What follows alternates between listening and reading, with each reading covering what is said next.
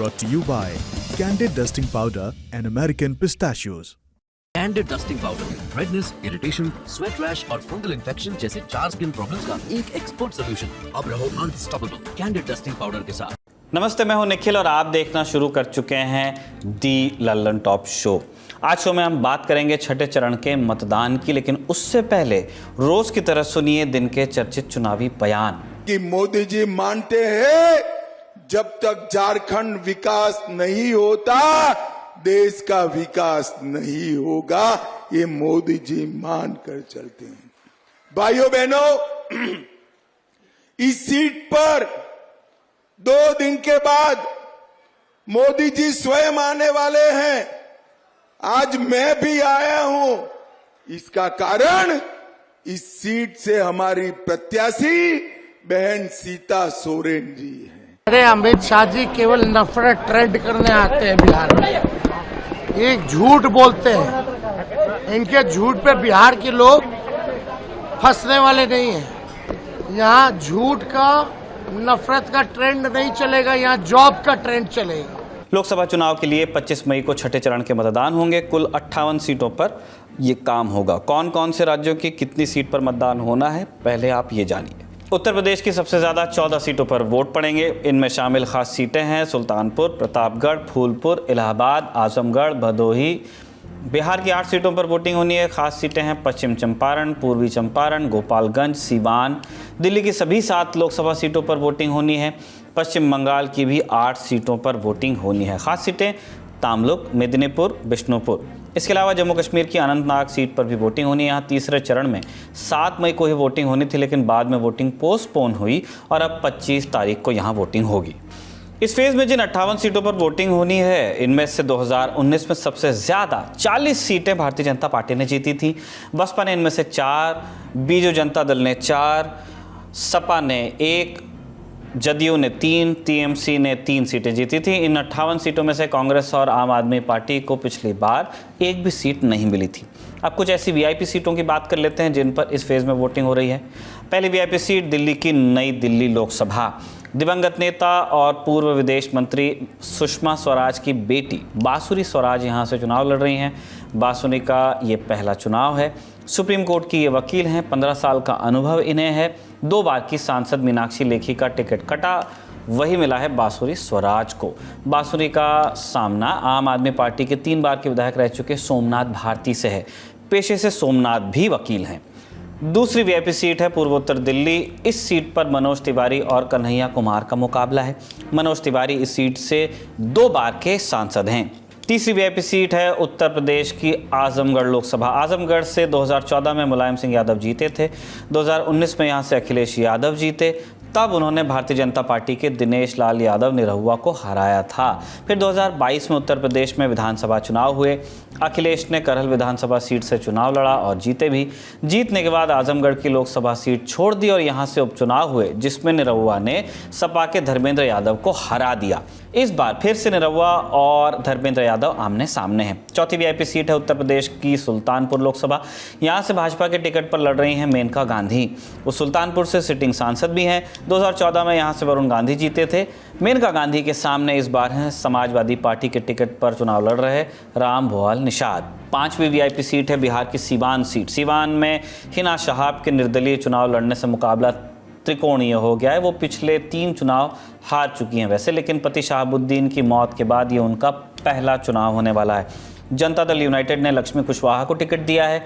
राष्ट्रीय जनता दल आरजेडी ने हिना से किनारा करके 3 बार के विधायक अवध बिहारी को मैदान में लाई है। वो पार्टी टिकट उन्हें दिया है। अगली सीट है पश्चिम बंगाल की तमलुक।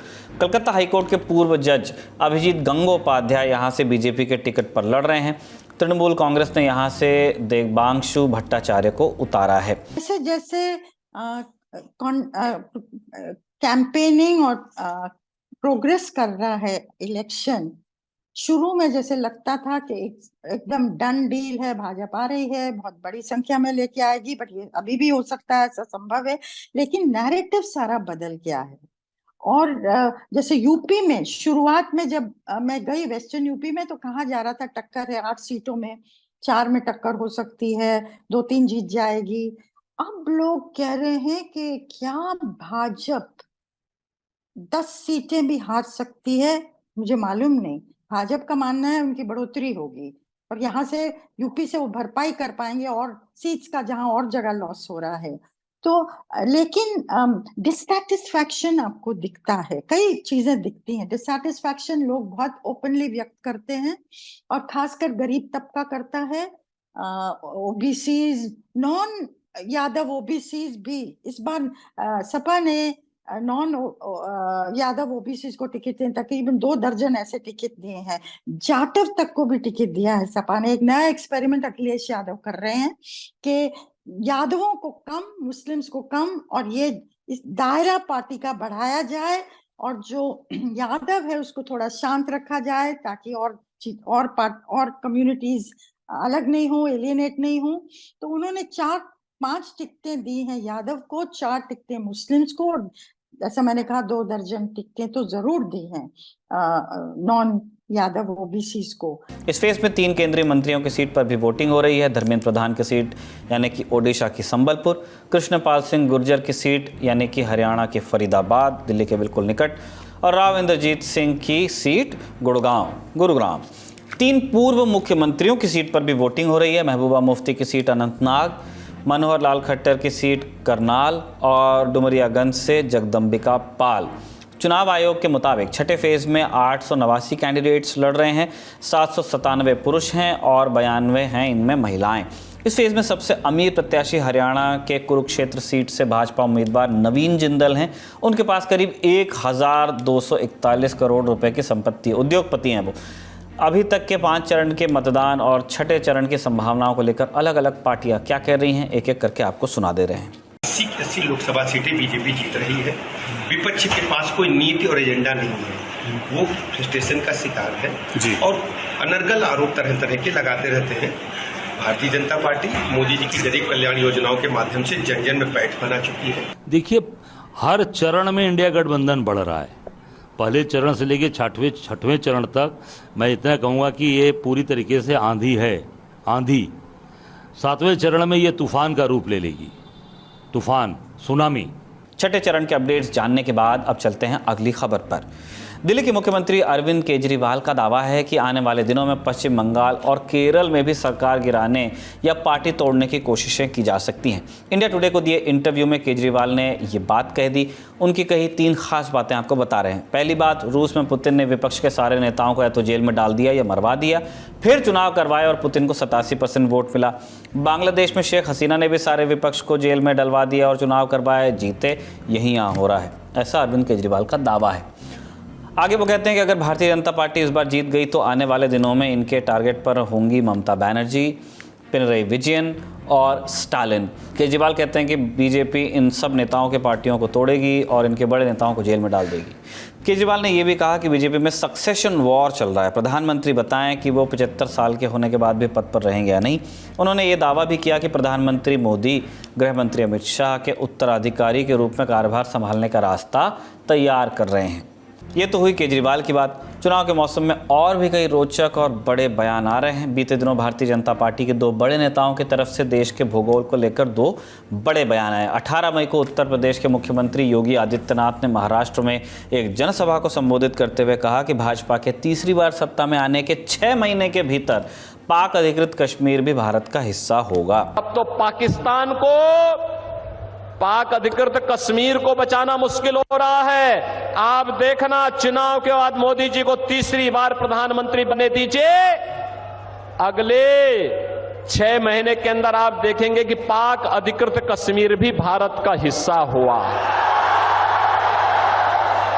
ये इसके लिए हिम्मत चाहिए होती है, हिम्मत। इस पर अब कांग्रेस की तरफ से भी प्रतिक्रिया आई है। शशि थरूर ने इसे चुनावी जुमला बता दिया है। तो 10 साल क्या किए वो लोग? वो तो दिल्ली में बैठे थे 10 साल। पीओके को कहाँ ले लिया आपने? ये सिर्फ चुनावी जुमला है। चुनाव के वक्त सब कुछ बोलते हैं, चुनाव के बाद सब कुछ भूल जाते हैं। यही हमारा अनुभव है 10 साल से भाजपा के साथ। दूसरी तरफ प्रधानमंत्री मोदी का भी एक बयान चर्चा में है। उन्होंने कहा है कि 1971 की जंग के समय अगर वो प्रधानमंत्री होते तो करतारपुर आज भारत में होता। करतारपुर साहिब को दूरबीन से दर्शन करने पड़ते थे और हर कोई इंसान अपमान महसूस करता है। मैं कांग्रेस वालों को कहता हूं कि जब बांग्लादेश की लड़ाई हुई 90,000 से ज्यादा पाकिस्तान के सैनिक सरेंडर कर चुके थे। 90,000 से ज्यादा पाकिस्तानी सैनिक हमारे कब्जे में थे। हुकुम का पत्ता हमारे हाथ में था। और साथियों, मैं विश्वास से कहता हूं, अगर उस समय मोदी होता,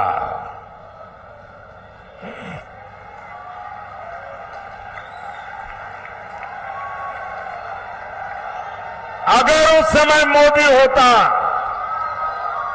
तो मैं इनसे करतारपुर साहब लेकर के रहता, तब जाकर के उनको जवानों को छोड़ता। अब रुक करते हैं सुर्खियों का।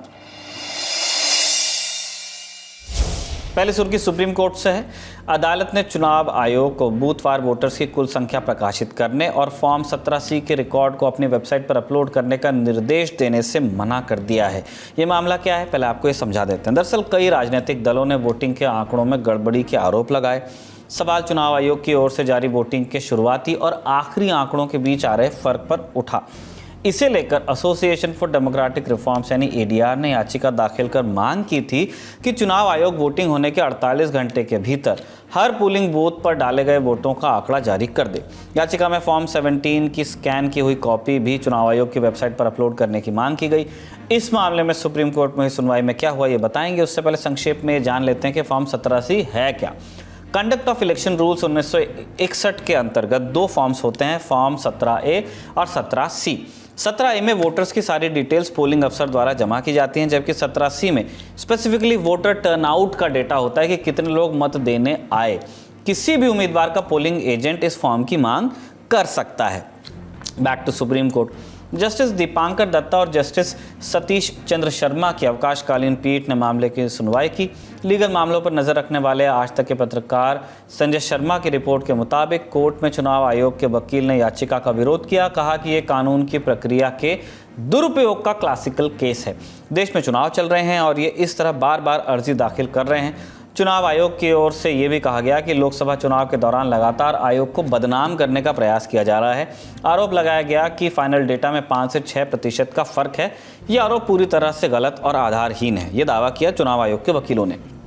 आपकी जानकारी के लिए बता दें कि 17 मई को सुप्रीम कोर्ट ने चुनाव आयोग से इस मामले में जवाब दाखिल करने को कहा था। 22 मई को चुनाव आयोग का जवाब आया, जिसमें कहा गया कि वेबसाइट पर हर मतदान केंद्र के मतदान का आंकड़ा सार्वजनिक करने से चुनाव मशीनरी में भ्रम की स्थिति पैदा हो जाएगी। अब सुप्रीम कोर्ट ने चुनाव आयोग को मौजूदा लोकसभा चुनाव के दौरान वोटिंग परसेंटेज के आंकड़े उसकी वेबसाइट पर अपलोड करने के संबंध में कोई निर्देश देने से इनकार कर दिया है। अगली सुर्खी में पुणे पोर्श कार हादसे से जुड़े अपडेट्स पर बात हम करेंगे। 24 मई को पुणे के पुलिस कमिश्नर अमितेश कुमार ने इस मामले पर प्रेस कॉन्फ्रेंस की। उन्होंने केस से जुड़ी कई जानकारियां दी। उन्होंने बताया कि हादसे के वक्त ड्राइवर नहीं बल्कि नाबालिग आरोपी ही गाड़ी चला रहा था।